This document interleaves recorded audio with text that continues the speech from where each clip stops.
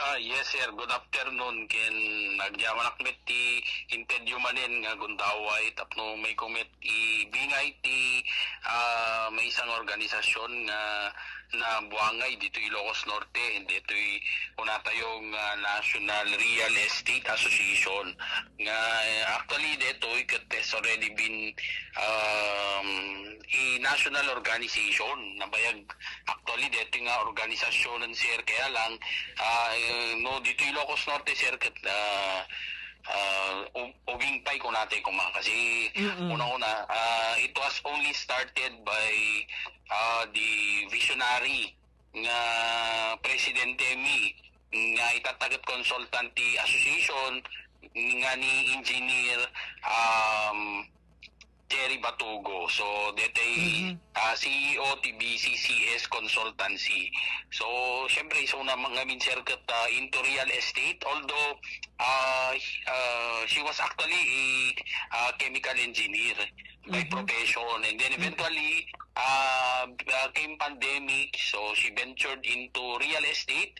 And she has already undergone a lot of trainings both locally and abroad. So ngayon, when she learned about this NREA is a national, so she wants as well to form a group para kahit paano magiging professional din ang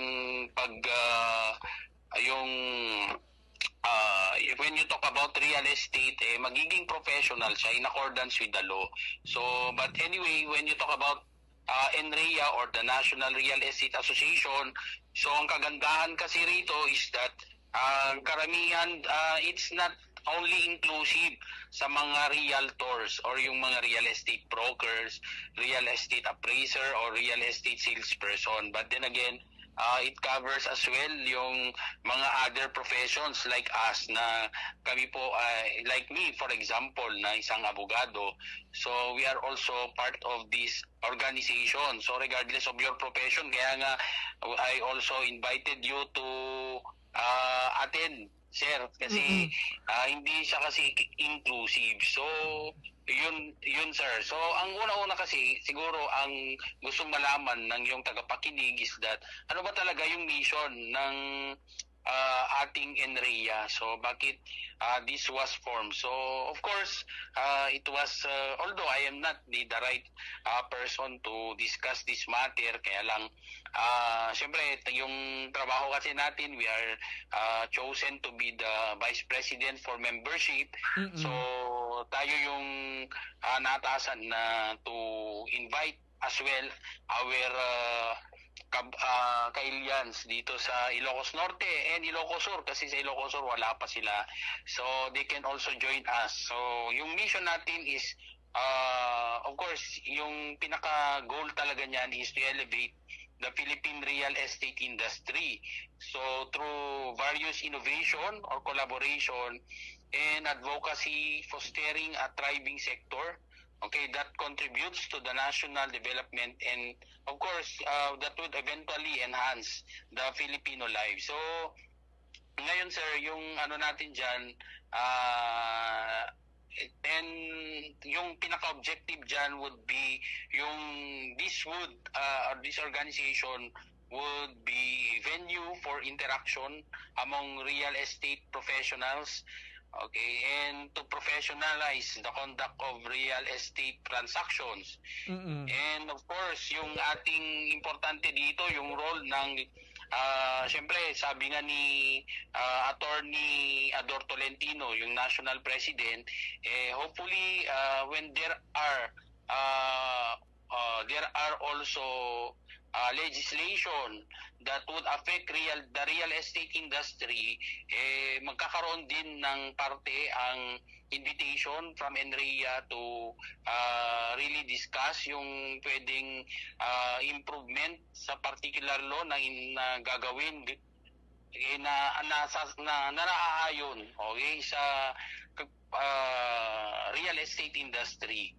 So, and of course, yung mga activities which include yung promoting national growth, okay, through the real estate industry, and of course yung support to members of those who are also engaged to real estate projects. So, hindi siya talaga limited only to yung mga realtors na sinasabi natin, but also to other professions as well. Di ba, sir, nabanggit nga na yung isang member doon is yung mga tawag nito, yung accountants, may mga accountants, and meron ding mga teachers actually na naging real estate salesperson. So, regardless of your profession, pwede po kayong mag-join, and you can actually, kasi ang real estate, it is not only about selling, about land. So, kung halimbawa, yung isang building, patatayo mo yan, so maraming aspeto ang kailangan mo dyan. So, nandyan yung ating mga engineers, okay, may kailangan din natin ng architect, okay, para sa pagpapatayo. Yun nga yung, di ba, yung halimbawa yung bahay na ipapatayo is made of wood, di ba, pero kailangan ng yung pamuksa ng doon sa anay. So meron din na member. So kahit na nung profession. So ngayon yung natanong nyo kanina nabanggit nyo is tungkol doon sa kung ano ba yung pinaka-objective din ng organization. So ano na yung nagawa. So I cannot speak kasi nabanggit na lahat ni Ma'am Cherry noon, but then again siguro I'll just name a few. So actually yung organization is already conducted yung mga caravan, okay, para turuan yung ating mga kababayan doon sa mga, like for example, I was invited to one of the caravans, so I discussed those laws pertaining to real estate. So na-invite tayo dyan, and also, so kung ano yung paano ba magpatitulo, sino ba yung mga organisasyon na kailangang lapitan. So kaya we are also encouraging our local government units, particularly yung ating mga from the treasury or to the assessors na gustong magmiyembro.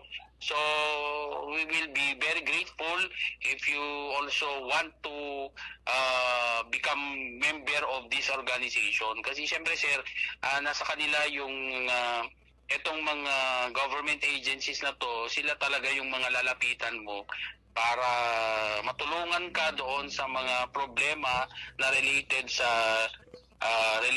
real estate industry.